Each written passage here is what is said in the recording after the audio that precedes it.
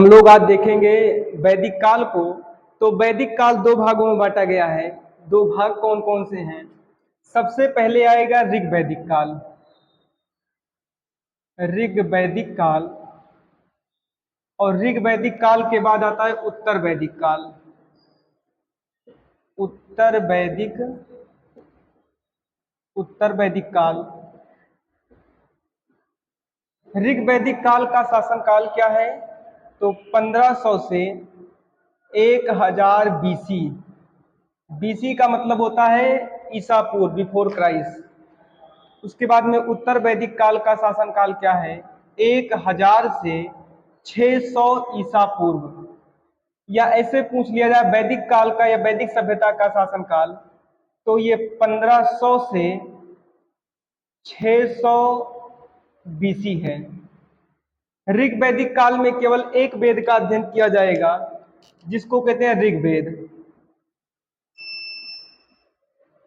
ऋग्वेद। लेकिन उत्तर वैदिक काल में 3 वेदों का अध्ययन होता है।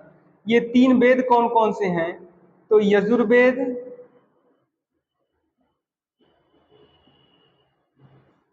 सामवेद और अथर्ववेद। अथर्ववेद, ये प्रारंभ के 3 वेद, ऋग्वेद, यजुर्वेद और सामवेद, इन वेदों को कहा जाता है वेद त्रयी। वेद त्रयी। इन्हीं तीनों वेदों को अपौरुषेय भी कहते हैं, क्योंकि इन तीनों वेदों की रचना किसी पुरुष ने नहीं की है। इन तीनों वेदों की रचना की है वेदव्यास जी ने। वेदव्यास जी का मूल नाम क्या था? महर्षि कृष्ण द्वैपायन। इन 3 वेदों को क्या कहते हैं? वेद त्रयी। या इन 3 वेदों की रचना की थी किसने? भगवान ने। भगवान कौन थे? वेदव्यास जी। वेदव्यास जी। इसीलिए इसको अपौरुषेय कहते हैं। इन्हीं 3 वेदों को क्या कहते हैं? अपौरुषेय।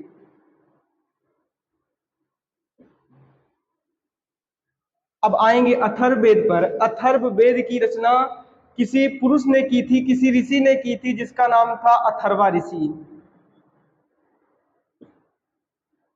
अथर्वा ऋषि। अथर्वा ऋषि ने किसकी रचना की थी? अथर्ववेद की। इसीलिए इसको पौरुषेय कहते हैं।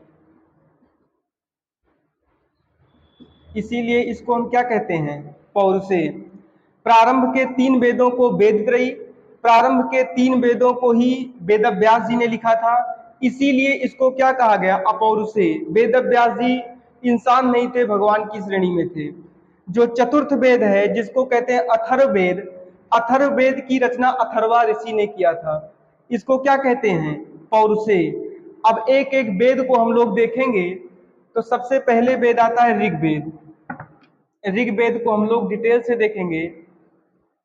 ऋग्वेद कुल 10 मंडलों का है। सबसे पहले तो ये जानिए, ये सबसे प्राचीन वेद है। ये सबसे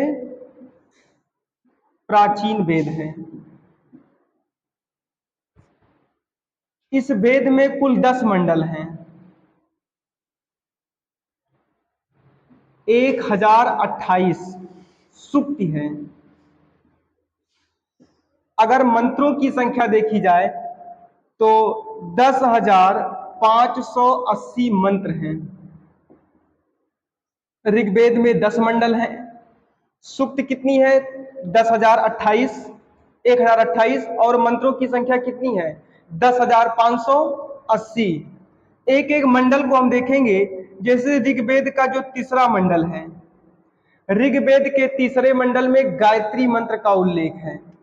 ऋग्वेद का तीसरा जो मंडल है, उसमें किसका उल्लेख है?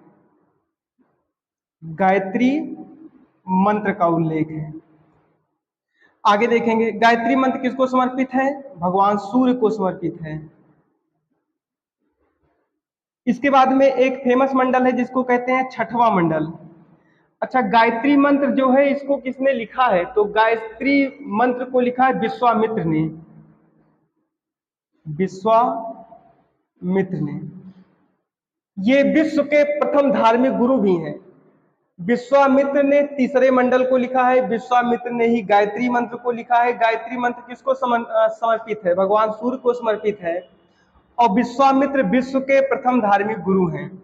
छठवां मंडल देखेंगे, ऋग्वेद के छठवें मंडल में उल्लेख है ऋषि वंशावली का। ऋषि वंशावली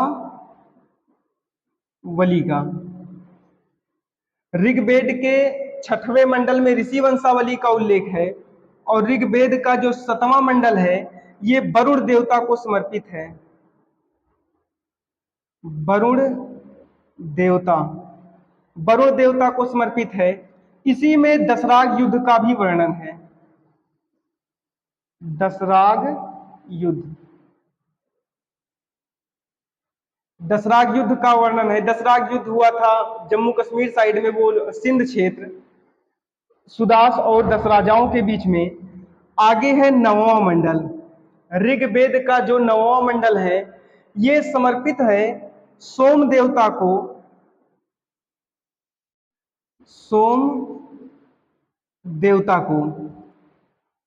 और ऋग्वेद का 10वां मंडल है, इसमें चारों वर्णों का उल्लेख है, जैसे ब्राह्मण, वैश्य, शूद्र और क्षत्रिय, इनमें वर्णों का उल्लेख है। 4 वर्ण में बांटे गए थे, ब्राह्मण, वैश्य, क्षत्रिय और शूद्र, ये 4 वर्ण हैं। आगे देखेंगे हम लोग, ऋग्वेद में कुछ समितियां हैं। ऋग्वेद की 4 समितियां हैं, सभा, समिति, विरथ और गण। तो देखते हैं ये समितियों में क्या क्या लिखा है। सबसे पहली समिति है जिसका नाम है सभा। सभा का उल्लेख हमारे ऋग्वेद में कितनी बार किया गया है? 8 बार। इसका उल्लेख 8 बार किया गया है। सभा में सदैव वृद्ध जन लोग बैठते थे, बुजुर्ग व्यक्ति, वृद्धजन लोग बैठते थे।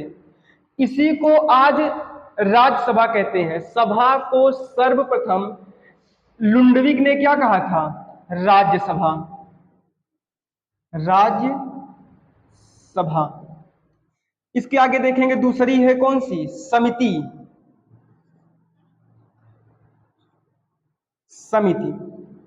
समिति का उल्लेख हमारी ऋग्वेद में 9 बार किया गया है। 9 बार। इसमें वृद्ध और युवा दोनों व्यक्ति बैठ सकते थे। इसी को आज हम क्या कहते हैं? लोकसभा। समिति को सर्वप्रथम लोकसभा भी लुंडविक ने कहा था। आगे देखेंगे, अगला आता है विरथ। विरथ का उल्लेख हमारे ऋग्वेद में 122 बार किया गया है। इसमें क्या होता था? ये सैनिकों की एक टोली होती थी जो धार्मिक कार्यों का जहां आयोजन होता था वहां पर ये लोग निगरानी करते थे। ये कैसे होते थे? ये सैनिक होते थे और धार्मिक कार्यों को संपन्न कराने में मदद करते थे। आगे है गण। गण का उल्लेख हमारे ऋग्वेद में 46 बार किया गया है। 46 बार किया गया है। गण के माध्यम से राजा को निरंकुश से बचाया जाता था। गण एक प्रकार का वकील होता था। ये क्या होता था? वकील, जो राजा के ऊपर लगे हुए किसी भी अंकुश को उससे क्या करता था? बचाता था। क्वेश्चन ऐसे आएगा कि ऋग्वेद में गंगा का प्राचीन नाम क्या था? ऋग्वेद में गंगा को किस नाम से जानते हैं? तो ऋग्वेद काल में गंगा का नाम जानवी हुआ करता था। गंगा का नाम क्या था? गंगा का नाम जानवी।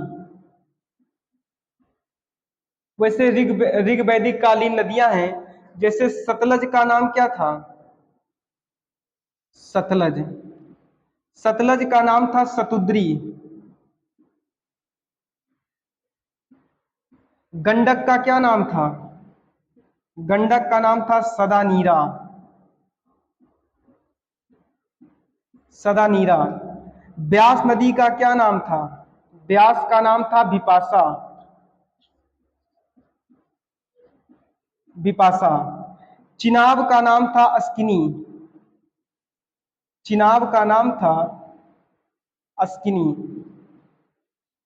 ये सब ऋग्वैदिक कालीन नदियां हैं। क्वेश्चन ये भी पूछ सकता है कि पिता शब्द का उल्लेख ऋग्वेद में कितनी बार किया गया है? तो पिता शब्द का उल्लेख ऋग्वेद में 350 बार किया गया है। ऋग्वेद में किसी देवी या देवता का उल्लेख नहीं है। ऋग्वेद में वन को, पृथ्वी को, सूर्य को, चंद्रमा को, इन सबको देवता माना गया है।